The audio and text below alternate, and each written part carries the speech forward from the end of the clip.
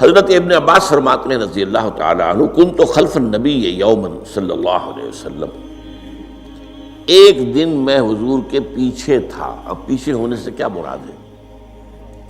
گمان غالب یہ ہے کہ سواری پر، جس کو ردیف بھی کہتے ہیں، واللہ عالم یہ بھی ہو سکتا ہے کہ چلتے ہوئے پیچھے پیچھے چل رہے ہیں ادب کے ساتھ۔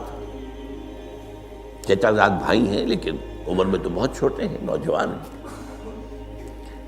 اس کیفیت میں حضور نے اب ان سے خطاب کیا، یا غلام، اے نوجوان، اے لڑکے کہا، اے لڑکے، اعلمک کلمات، میں تمہیں تلقین کرتا ہوں چند کلمات۔ اب یہ ہے حضور کا طریقہ تربیت و تعلیم و تزکیہ۔ وہاں کوئی مدرسے نہیں تھے، وہاں کوئی درس کی محفلیں تو نہیں ہوتی تھی، محفل تو ایک ہی ہوتی تھی ہفتے میں، اور وہ جمعے کا اجتماع ہے۔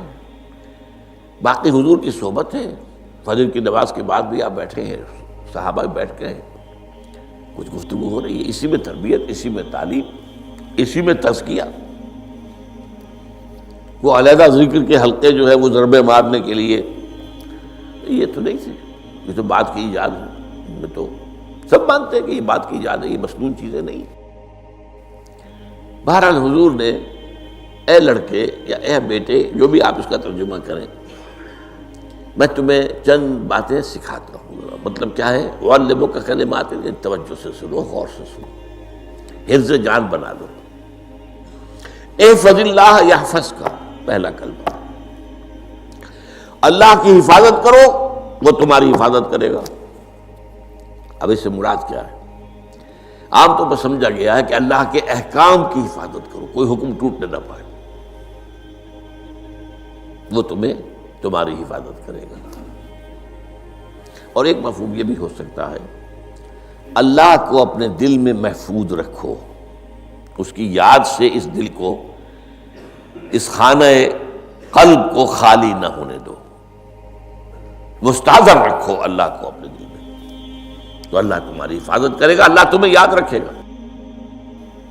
اور حدیث قدسی میں یہ الفاظ آئے، میرا بندہ جب مجھے اپنے دل میں یاد کرتا ہے، میں بھی اسے اپنے دل میں یاد کرتا ہوں۔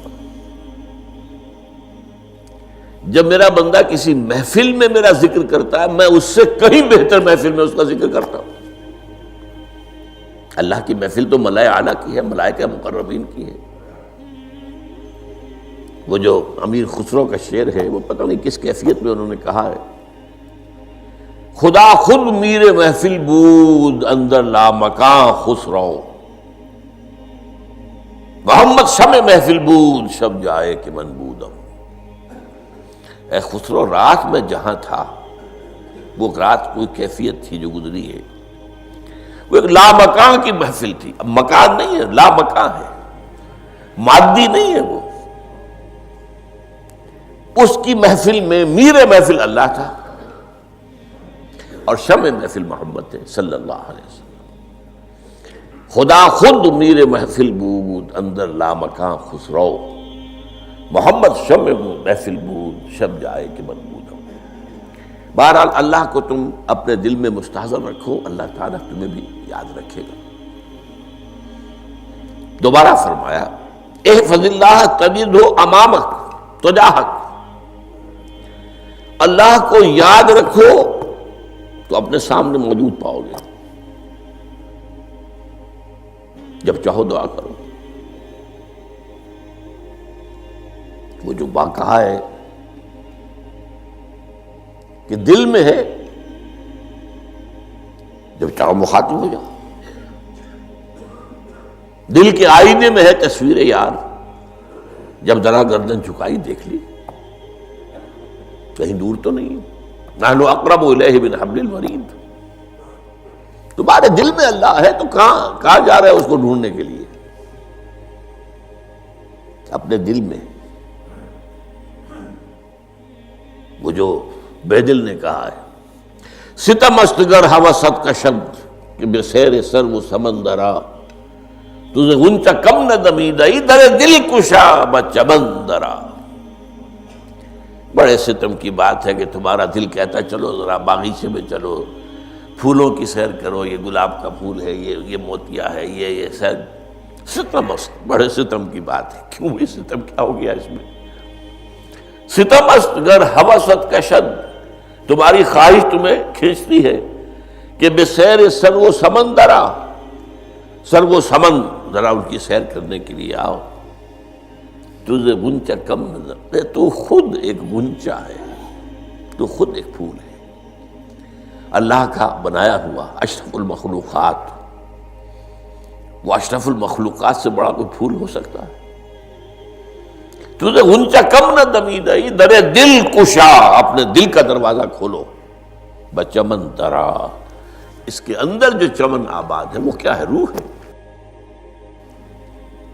دل مسکن ہے قلب، قلب مسکن ہے روح کا، تو احفظ اللہ تجدہ امامک یا تجاہک، اپنے سامنے موجود پاؤ، اذا سالتا فاسأل اللہ، اب آ گیا وہ مرکزی مضمون، دیکھو جب مانگو اللہ سے مانگو، غیر اللہ کے سامنے ہاتھ دراز کرو ہی مت۔ ایک حدیث میں آتا، یعنی حرام نہیں ہے، دنیاوی قواعد اصول قوانین کے تحت کسی سے مدد چاہنا، کوئی سوال کرنا حرام نہیں ہے، وہ تو میں نے کہا کہ اس پر اصرار آپ کریں گے تو اس میں بو پیدا ہو جائے گی، بدبو پیدا ہو جائے گی شرک کی، لیکن آپ سوال کریں، مدد لیں، اسی پر دنیا قائم ہے، ایک دوسرے کے ساتھ تعاون کے ساتھ، لیکن اونچا مقام کیا ہے؟ کسی سے سوال مت کرو سوائے اللہ کے، یہاں تک کہ جوتے باندھنے کا تسمہ تمہیں درکار ہے تو بھی کسی سے مت مانگو، اللہ سے مانگو، کیا پتہ اللہ کس کے دل میں ڈال دے اور وہ آ کے تمہیں تسمہ پیش کر دے، ہوتا ہے ایسا، بسا اوقات ہوتا ہے، جو اللہ کے ساتھ لو لگا کر رکھنے والے ہیں ان کے تو ایسے واقعات ہوتے ہیں کہ دل میں ایک بات آئی اور اس کے بعد وہی بات جو ہے وہ کوئی شخص آ گیا، اس نے وہ بات پوری کر دی، کیونکہ لوگوں کے دل جو ہے وہ تو اللہ کے دو انگلیوں کے مابین جسے چاہتا پھیر دیتا، کیا پتہ اللہ کسی فرشتے کو انسانی شکل میں بھیج دے، آتا ہے فرشتہ، آتا ہے انسانی شکل میں، آتا ہے آپ کی تکلیف کو رفع کر دے، آپ کی ضرورت کو پورا کر دے، اسی سے مانگو، کسی اور سے مانگو۔